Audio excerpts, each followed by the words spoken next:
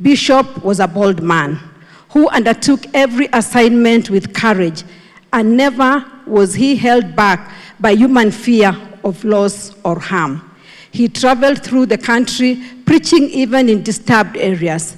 Even in the days when Bishop was undergoing health challenges, he remained relentless, irrespective of the circumstances around his life.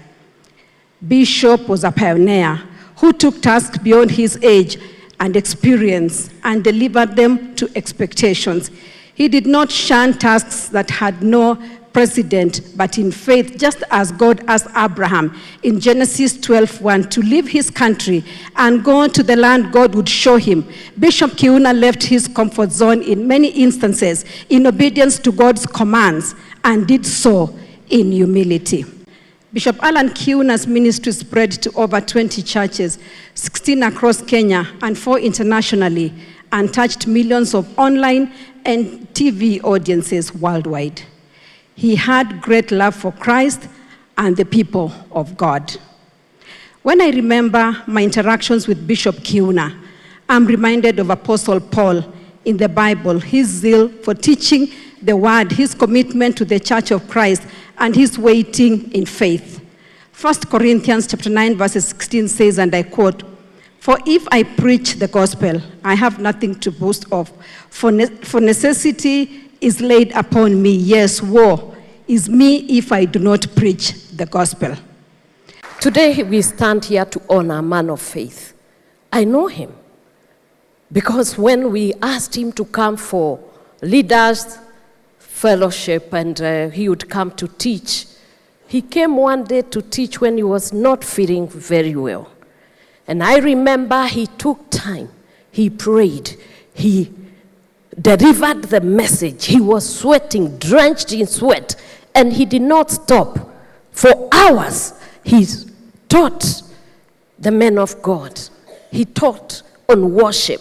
He talked on honor and continued until he sat on the stairs. And I can tell you that is what service, faith, and love, as our Father has spoken, the fellowship, the grace and love that you show to mankind is what is very important. If there is anything I have learned from this brother, is faith. Faith in this God. Jesus said this, I tell you that he will avenge them speedily. That was not very important because God can do all things. He can avenge you, he can enrich you, he can give you all that we have been told, spiritual, physical blessing. Nevertheless, and this is what the Church of Kenya and the Church of Africa and the Church of the world ought to ask itself. Nevertheless, when the Son of Man comes, will he really find faith on earth? This man who has rested, Jesus cannot be concerned about his faith. He expressed his faith, fearless. He was not ashamed of the one who called him, who died for him. He preached him to the people who are low there and to the ones who are high there.